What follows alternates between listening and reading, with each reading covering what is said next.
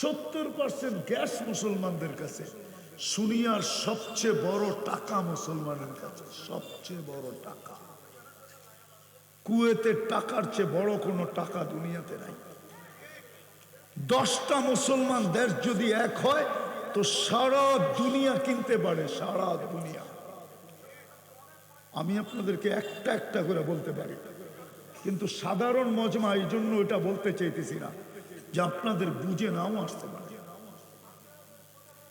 দুনিয়ার সবচেয়ে বেশি কাপড় মুসলমান পরে, মুসলমানের চেয়ে বেশি কাপড় দুনিয়ার কেউ পরে না। বাকি দুনিয়া তো কাপড়ই পরে না, ও বেশি পরব কোত্থেকে? দুনিয়ার সবচেয়ে দামি কাপড় মুসলমান পরে, বিজাতিরা কোনোদিন দামি কাপড় পরে না। বিশ্বাস হয় না? হ্যাঁ, ওদের প্রবাদ বাক্য সত্য, মাটি খাঁটি সোনা আদা, দামি কাপড় পরে গাদা। বাংলাদেশে লোক পাওয়া যাবে 20 লাখ টাকার জুতা পরে, 20 লাখ টাকা দামের জুতা। বাংলাদেশে লোক পাওয়া যাবে 20 লাখ টাকার ঘড়ি পরে, ঘড়ি। বিজাতিরা এত দামি জিনিস পড়ে না। বিশ্বাস হয় না? তাহলে যুবক আছে, ওদের হাতে অ্যান্ড্রয়েড সেট আছে, ওরা এখন সার্চ দেখ, জিজ্ঞাসা করো বিল গেটস যে এখন বর্তমানে দুনিয়ার 2 নম্বর ধনী, ওর টি শার্টের দাম কত লেখা আছে গুগলে, ওর প্যান্টের দাম লেখা আছে। দেখ এখন সার্চ দেখ, দেখো কয় ডলারের টি শার্ট।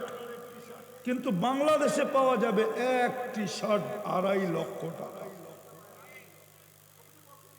কি পাওয়া যাবে না? চিনেন না 2-1 রে? না চিনেন না? হ্যাঁ, একবারে বাচ্চা বৈশা বয়া বৈশা আছেন, চিনেন তো? না চিনেন না? টি শার্ট 2.5 লক্ষ টাকা, একটা প্যান্ট 60,000 70,000 টাকা।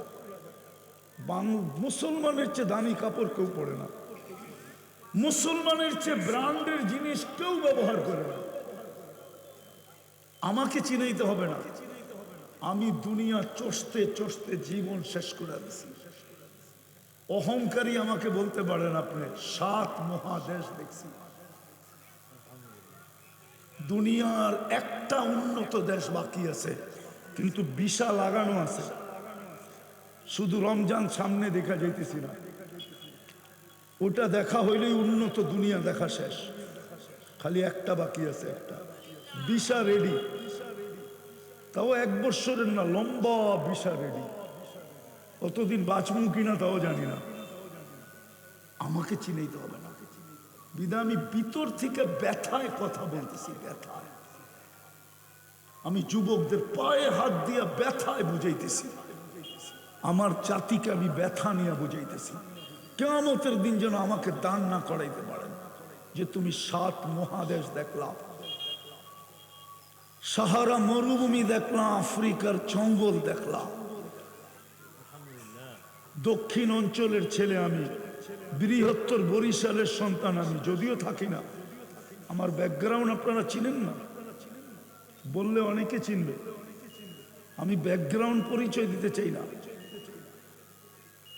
আমার ব্যাকগ্রাউন্ড শুনলো আপনি বলবেন ওই ফ্যামিলির ছেলে আপনি, এখন নাইমা গেছেন হুজুর হইয়া। পরিচয় দিতে চাই না, ব্যথা নিয়ে বুঝাইতেছি। মুসলমান আজকে নির্যাতিত টাকার কারণে না, পোশাকের কারণে না, প্রসাধনীর কারণে না, ব্র্যান্ডের কারণে না। আমি যেটা বুঝাইতেছি এটার কারণে মুসলমান নির্যাতিত। সংখ্যায় 200 কোটি মুসলমান, 200 কোটি। কত কত? 200 কোটি মুসলমান।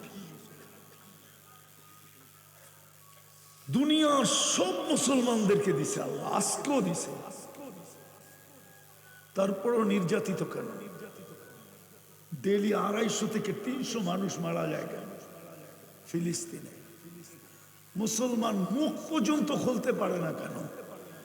সমস্ত মুসলমান দেশের চাবি ওদের হাতে কেন? আল্লাহ এত নারাজ হইলেন কেন?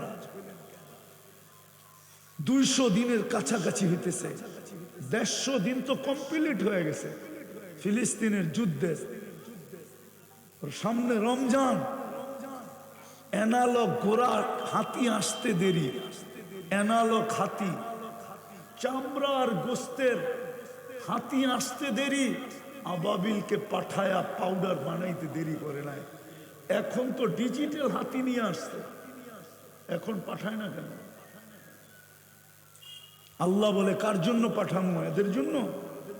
5 বেলা ডাকলেও আসে না, ওদের জন্য পাঠামো, ওদের জন্য পাঠামো। যারা নেট দেখা চুল কাটে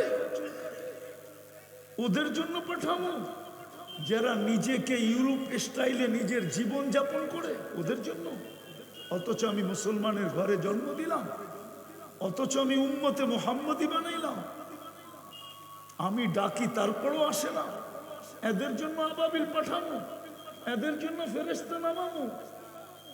আজকে কতদিন ধরে আল্লাহওয়ালারা দোয়া করতেছে, কবুল হয় না কেন? ইব্রাহিম ইবনে আদহামকে জিজ্ঞাসা করছিল, ইব্রাহিম চোখে পানি নাই, কানতে কানতে দোয়া তো কবুল হয় না। মাতা কুলু বুকুম, তুমগো দিল মেরা গেছে, দোয়া কবুল হবে তো হবে কোত্থেকা? খালি দাড়ি টুপি জুব্বা থাকলেই দোয়া কবুল হয় নাকি? উম্মত উম্মত উম্মত। তো যেটা বুঝাইতেছিলাম, মুসলমান নির্যাতিত কেন? 30-30 লাখ টাকা দিয়া ধোঁকার শিকার হয় কেন? আমি তো শত শত চিনি আমেরিকাতে, ইউরোপে, যারা 30-30 লাখ টাকা দিয়ে গেছে। এখনো কতজন বসে আছে রাস্তায়, জান না? মেক্সিকোর জঙ্গলে কতজন পড়ে আছে, আমেরিকায় ঢুকতে পারতেছে না। কতজন লিবিয়ায় পড়ে আছে, সমুদ্র পাড়ি দিয়ে ইউরোপে ঢুকবে। আপনার অঞ্চলে নাই, কিন্তু অন্য অঞ্চলে যায় চলেন দেখাই, আপনাকে নিয়ে যায়। আমরা গেলে তো দোয়া চায়, হুজুর লিবিয়া ছেলেটা আটকায় আছে, পড়া আছে, দালাল টেলিফোন করে কয় টাকা পাঠাও, আর কত টাকা দিব? ছেলেটা কান্নাকাটি করে, একটু দোয়া করেন না কেন? আমার কথা ভালো মতে বোঝেন, আমি শেষ জায়গায় চলে আসছি। দুনিয়ায় আপনার কি পজিশন এটা নিয়ে আমার কোনো আপত্তি নাই। যালিকা ফাদলুল্লাহ ইউতি মান ইয়াশা। আল্লাহ কাউকে উপরে করে, কাউকে নিচে করে, কাউকে গরিব করে, কাউকে ধনী করে, কাউকে সুন্দর করে, কাউকে কালো করে, কাউকে লম্বা করে, কাউকে বেটে করে, কাউকে রূপসী বানায়, কাউকে রূপসী বানায় না। দুনিয়ায় কি এটা নিয়ে আমার কোনো আলোচনা নাই। আমার আলোচনা শেষ জায়গায় চলে আসছি, যে আল্লাহর কাছ থেকে আসছেন, যে আল্লাহর কাছে চলে যাবেন। খোদার কসম পায়ে হাত দিয়া বলি, মুসলমান হিসাবে, উম্মতে মুহাম্মদী হিসাবে 1 মিনিট নির্জনে বসে ভাবেন যে ওই আল্লাহর কাছে আমার পজিশন কতটুকু। আল্লাহ আমাকে চিনে কিনা? দুনিয়া তো আমাকে চিনে, আল্লাহ চিনে কিনা? সমাজ তো আমাকে চিনে, আল্লাহ চিনে কিনা? কালকে আমি এই চেহারাটা আল্লাহকে কি করে দেখাবো? এই নুনের জবাব কি করে দিব? আমি যে নুন খাইলাম এটার জবাব কি করে দিব আল্লাহকে? কোরআন তো বলে লা তুসআলুনা আনিন নাঈম, প্রত্যেকটা নেয়ামতের হিসাব দিব। 13-26 কোটি ক্যামেরা দিয়ে দেখছো যুবক। আমরা রাস্তাঘাটে দেখি, তোমরা যাকে দেখো তাকে 26 কোটি ক্যামেরা ফিট করে দেখো, কিন্তু নিবিড় ভাবে দেখতে থাকো, ঠিক না?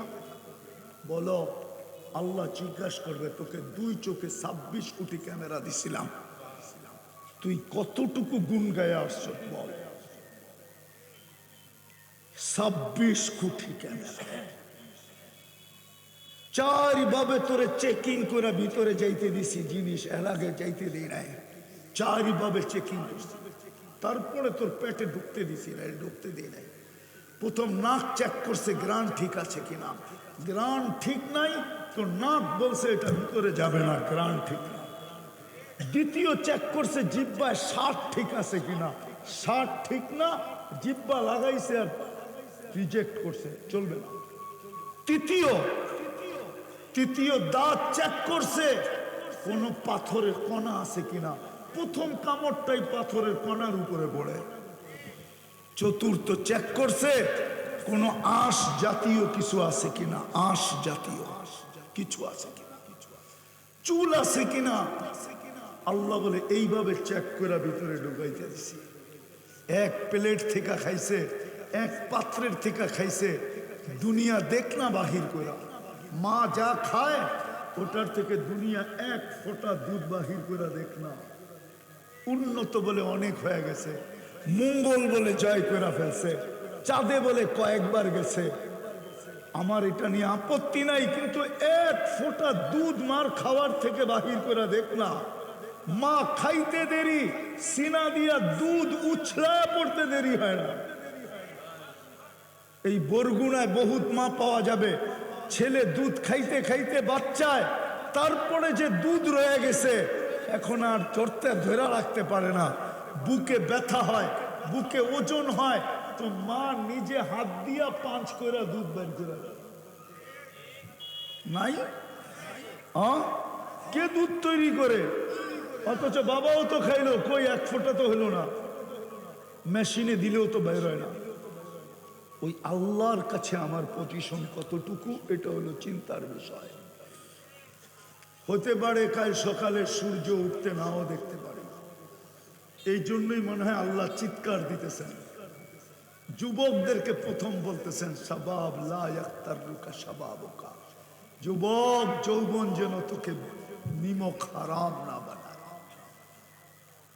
যুবক যৌবন যেন তোকে নিমক হারাম না বানায়, অকৃতজ্ঞ না বানায়, উদাসীন না বানায়, পাগল না বানায়, মাতাল না বানায়, আমাদের থেকে দূরে না সরায়। কাম্মিন সাব সাবাকা ইলাল মউত, কত যুবককেই তো আমরা ঘোড়ার পিঠের থেকে উঠায় নিছি, ঘোড়ার পিঠের থেকে। কি বরগুনা টু বাখেরগঞ্জের রাস্তায় আজ পর্যন্ত কি হুন্ডা অ্যাক্সিডেন্টে কোনো যুবক মারা যায় না? ডিজিটাল গোড়া তো ডিজিটাল গোড়া, হুন্ডা তো অ্যানালগ গোড়া না, ডিজিটাল গোড়া। ওটার পিঠের উপর থেকে আল্লাহ উঠায় নিছে। সারা দেশের যুবককে বলতেছে, যুবক নারাজ যদি করিস তো তোকেও যৌবন সহ কবরের কোলে শোয়ায় দিব। আমাদের নাম কেউ উচ্চারণ করবে না। কি আল্লাহর নাম উচ্চারণ করবেন? আল্লাহর বিরুদ্ধে কেস করবেন যে নিয়ে গেল কেন? মাত্র তো যুবক, বিয়েই করে নেয়, শাদিই করে নেয়, বাচ্চা কাচ্চা হয় নাই, দুনিয়ার কোনো মজা দেখে নাই, মাত্র পরীক্ষা দিয়ে পাশ করলো, সামনে কত স্বপ্ন, কত আশা, চাকরি করবে, বাকরি করবে, বিয়ে করবে, শাদি করবে, সব ধুলিস্যা। শাটডাউনের সময় আমি আমেরিকাতে ছিলাম। নোয়াখালীর এক যুবক মারা গেছে, ঢুকছিল মেক্সিকো হইয়া 30 লাখ দিয়া। মাত্র জেলের থেকে বাহির হয়েছে 4.5 মাস। হোম ডেলিভারির কাজ করত, মোটর সাইকেলে হোম ডেলিভারি দিত, যার যেটা দরকার হইতো বাড়িতে নিয়ে দিয়ে আসতো। ভালো কামাই ছিল, $5-6 হাজার মাসে কামাইতো। ওর জানাজায় ছিলাম আমি, কেউ ছিল না ওর আমেরিকাতে। জানাজা হয়ে গেছে, দাফন হয়ে গেছে, কিন্তু এখনো আমার ওই দৃশ্য মনে উঠলে কান্না আসে। আমি ওর জন্য কাঁদি না যে 30 লক্ষ টাকা দিয়ে ঢুকলো, এত স্বপ্ন যে একদিন গ্রিন কার্ড মিলবে, বাড়িওয়ালাদের জন্য অ্যাপ্লাই করবে, সমস্ত ফ্যামিলি ওর আঙ্গুল ধরে আমেরিকায় চলে যাবে। এই স্বপ্নই তো প্রতি রাত্রে দেখতে ছিল যে কবে গ্রিন কার্ড পাবো, কবে অ্যাপ্লাই করব, কবে আমার আত্মীয় স্বজন আসবে, কবে আমার ভাই বেরাদর আসবে, কবে আমার স্ত্রী পুত্র আসবে। হায় এক অ্যাক্সিডেন্ট সব ধুলিস্যাৎ।